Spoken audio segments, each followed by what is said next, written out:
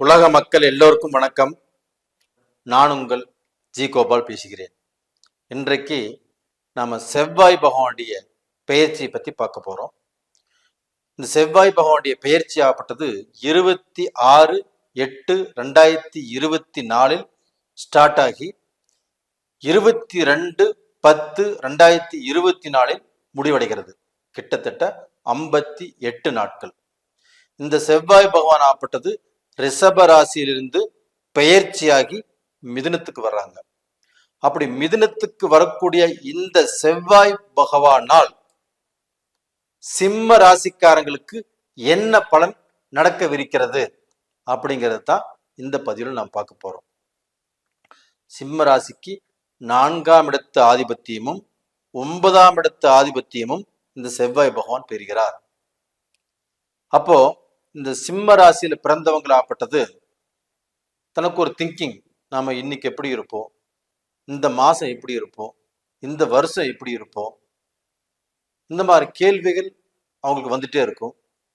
அது போக நம்ம ஜாதகத்தை பார்க்கலாமா, நம்ம ஜோசியத்தை பார்க்கலாமா, இல்லை நம்ம ராசிக்கு எப்படி இருக்கும் அப்படின்னு பார்க்குறாங்கன்னு வச்சுக்கோங்களேன். நம்ம இந்த வாரம் எப்படி இருப்போம், இந்த மாசம் எப்படி இருப்போம், இந்த வருஷத்துல நம்ம என்ன சாதிக்க போறோம், நம்மளுக்கு தொழில் கிடைக்குமா, நம்ம வெளிநாடு போவோமா, நம்ம அந்த அரசியல்ல ஜெயிப்போமா, இல்லை இந்த கம்பெனியில இந்த பதவிக்கு நம்ம வருவோமா, நம்மளுக்கு திருமணங்கள் நடக்குமா, இல்லை நம்ம குடும்பத்திற்கு கூடிய கஷ்டங்கள் தீருமா, இப்படிங்கிற எத்தனையோ கேள்விகளுக்கு அவங்க ஆளாகிறாங்க. அதுல இருந்து அந்த விடிவு காலம் கிடைக்கிறதுக்கு தான் நம்ம அஸ்ட்ராலஜியை பார்க்குறாங்க. அப்படி பார்க்கறதுல இந்த செவ்வாய் பகவானுடைய பெயர்ச்சி எப்படி இருக்கும் அப்படின்னா, அந்த செவ்வாய் பகவான் ஆப்பட்டது இப்ப மிதுனத்துல இருந்து உங்களுடைய ராசிக்கு 2ஆம் இடத்தை பார்க்கறாங்க. அப்ப தனஸ்தானத்தை உங்களுடைய 4ஆம் இடத்து அதிபதியும் 9ஆம் இடத்து அதிபதியுமான செவ்வாய் பகவான் உங்களுடைய தனஸ்தானத்தை பார்க்கறாங்க. இது யோகமா இல்லைங்களா சிம்மராசிக்காரர்களே? கண்டிப்பாக இது யோகம்.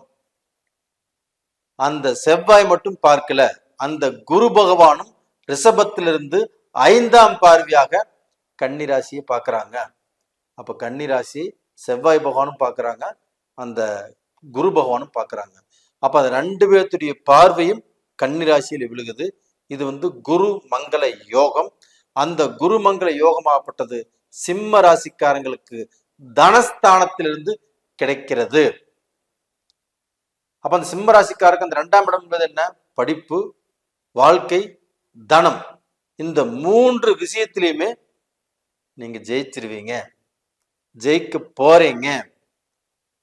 அப்ப டோட்டலா பாத்தீங்கன்னா சிம்ம ராசிக்காரருடைய வாழ்க்கையில இப்ப எந்த மாதிரியான சனி பகவானுடைய அனுகிரகங்கள் இருந்தாலும் அந்த சனி பகவானுடைய அந்த தொந்தரவுகளை விட்டு, அந்த சனி பகவானால நீங்க குடும்ப ரீதியாக பாதிக்கப்பட்டு, மனசளவுல பாதிக்கப்பட்டு, இந்த உள்குத்துன்னு சொல்றாங்க இல்லையா, அந்த மாதிரியான வேலையைத்தான் சனி பகவான் செஞ்சுட்டு இருக்கிறாங்க.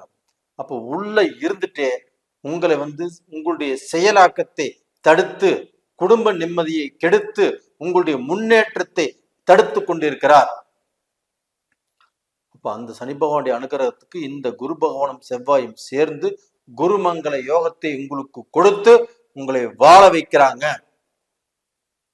அப்ப இந்த பீரியட் பாத்தீங்கன்னா உங்களுக்கு பணம் வரக்கூடிய வழிகள் உங்களுக்கு சாதகமாக இருக்கும்.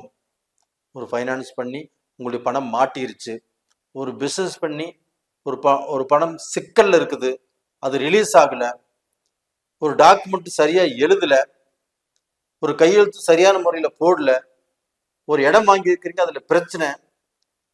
இந்த மாதிரி பிரச்சனைகள் எதுவாக இருந்தாலும் இந்த பீரியடில் கண்டிப்பாக தீரும் சிம்ம ராசிக்காரங்களுக்கு. 2வது பார்த்தீங்கன்னா உங்களுடைய குடும்பத்துல குடும்ப ரீதியான பிரச்சனைகள், சலிப்பு, சங்கடம், வேதனை, மன ஒற்றுமை இல்லாமல் நீங்க ஊருக்கே ராஜாவாக இருக்கலாம், நீங்க சம்பாதிக்கலாம், சாதிக்கலாம், பெரிய லெவல்ல இருக்கலாம். வீட்டுக்கு வந்தா அந்த சந்தோஷங்கள் இருக்கணும். வெளியில உங்களை மந்திரி மதிக்கலாம், எம்எல்ஏ மதிக்கலாம், கவுன்சிலர் மதிக்கலாம், பிரசிடென்ட் மதிக்கலாம், அது முக்கியம் இல்லை. வீட்டுக்கு வந்தால் தன்னுடைய மனைவி உங்களை மதிக்கணும், மனைவிக்கும் உங்களுக்கும் அந்த சந்தோஷங்கள் அப்படிங்கிறது திருப்தியா இருக்கணும். அந்த சந்தோஷமே உங்களுக்கு நிறைய பேர்த்துக்கு இல்லை. குடும்ப அமைதி இல்லை,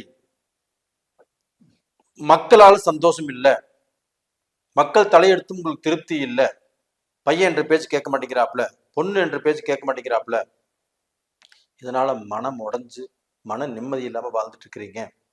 அப்படிப்பட்ட உங்களுக்கு அந்த குடும்பஸ்தானத்தை குருவும் செவ்வாயும் பார்ப்பதால் குருமங்கள யோகம் உங்களுக்கு உருவாகிறது. இந்த குருமங்கள யோகத்தினால எனக்கு என்ன பலன் அப்படின்னு கேட்டீங்கன்னா, உங்க குடும்பத்தில் இருக்கக்கூடிய பிரச்சனைகள் கண்டிப்பாக தீரும். அப்ப மக்கள் மூலியமாக ஒரு நல்ல நிம்மதி கிடைக்கும். மகனால் சந்தோஷம், மகளால் சந்தோஷம், கட்டின மனைவியாலுமே உங்களுக்கு சந்தோஷம். அப்ப குடும்பத்தில் இருக்கக்கூடிய பிரச்சனைகளாகப்பட்டது தீர்ந்து நீங்கள் சந்தோஷமாக, மன ரீதியாக, குடும்ப ரீதியாக, ஒற்றுமையாக இந்த சந்தோஷங்கிறது நடக்க போகிறது. நீங்க எல்லாரும் செஞ்சு வெளியில போவீங்க, சந்தோஷமா இருப்பீங்க. இந்த மாதிரி விஷயங்களாகப்பட்டது இப்போ வரக்கூடிய பீரியட்ல இது நடக்கும். இது போக பார்த்தீங்கன்னா, உங்களுக்கு பார்த்தீங்கன்னா உங்களுடைய ராசிக்கு 6ஆம் இடம். அப்ப அந்த 6ஆம் இடத்தை குரு பகவான் பார்க்கிறாரு. குரு பகவான் பார்க்கிறாரு. அதே சமயத்துல அந்த செவ்வாய் பகவானும் உங்களுடைய ராசிக்கு அந்த 6ஆம் இடத்தை பார்க்கிறாங்க. அப்ப அந்த செவ்வாயும் குருவும் உங்களுடைய ராசிக்கு 6ஆம் இடத்தை பார்க்கறதுனால குரு மங்கள யோகம் அப்படிங்கிறது உருவாகுது. அப்ப அந்த 6ஆம் இடம் என்பது கடன். இந்த கடன் பிரச்சனை உங்களுக்கு தீரும். சொத்து பிரச்சனை கண்டிப்பாக உங்களுக்கு தீரும். எதிரிகளால் வந்த தொந்தரவு, எதிர்ப்பு, போட்டி, பொறாமை, திருஷ்டி, செய்வினை, சூனியம், இந்த விஷயத்தில் இருக்கக்கூடிய எல்லா பிரச்சனைகளும் உங்களுக்கு தீரும். கடன் பட்டு நான் ஊர் விட்டு ஊர் மாறி போறேன், நான் மஞ்சள் நோட்டீஸ் வாங்குறேன் அப்படின்னு நினைச்சாலும் அந்த பிரச்சனையும் இப்ப சால்வ் ஆகும், யாராவது ஒரு முக்கியஸ்தர் மூலியமாக. அப்ப நீங்க எதுக்குமே பயந்துக்க வேண்டிய அவசியம் இல்லை. சிம்ம ராசிக்காரருக்கு வாழ்வதற்கு, வாழ்ந்து காட்டுவதற்கு ஒரு டைம் இப்ப வந்தாச்சு. இந்த நேர காலத்தை பயன்படுத்தி நீங்க வாழக்கூடிய நேரங்கிறது வந்தாச்சு. இந்த நேர காலத்தை பயன்படுத்திக்கோங்க. இப்ப வெளிநாடு போறதுக்கும் வாய்ப்புகள் வரும். வெளிநாட்டுல இருக்கிறவங்க சிங்கப்பூர், மலேசியா, இன்னைக்கு கனடா, ஆஸ்திரேலியா, யுஎஸ்ஏ, இந்த மாதிரி கண்ட்ரியில் இன்னும் நிறைய கண்ட்ரியில் இருக்கிறவங்களா அப்படின்றது மனம் உடைஞ்சு வாழ்க்கையில சில பிரச்சனைகளை வெளியில சொல்ல முடியாமல் மனசுக்குள்ள போட்டு தவிச்சு வெந்து புலம்பி வாழ்ந்துட்டு இருக்கிறீங்க. அவங்க எல்லாத்துக்குமே ஒரு மன நிறைவு கிடைக்கும், ஒரு மன நிம்மதி கிடைக்கும். நீங்கள் வாழ வேண்டிய நேரம் வந்தாச்சு, வாழ்ந்து காட்டுவீங்க. அப்போ டோட்டலா பார்த்தீங்கன்னா கண்டிப்பாக நீங்க நல்லா இருப்பீங்க, நல்ல நிலைமைக்கு கண்டிப்பாக வருவீங்க. உங்களுடைய பிரச்சனைகள் தீரக்கூடிய நேர காலங்கள் வந்தாச்சு. தைரியமாக இருங்க. நேயர்களே, இந்த பதிவு பிடிச்சிருக்குன்னு நினைக்கிறேன். பிடிச்சிருந்தா லைக் பண்ணுங்க, சப்ஸ்கிரைப் பண்ணுங்க, உங்க சொந்த பந்தங்களுக்கு அனுப்புங்க.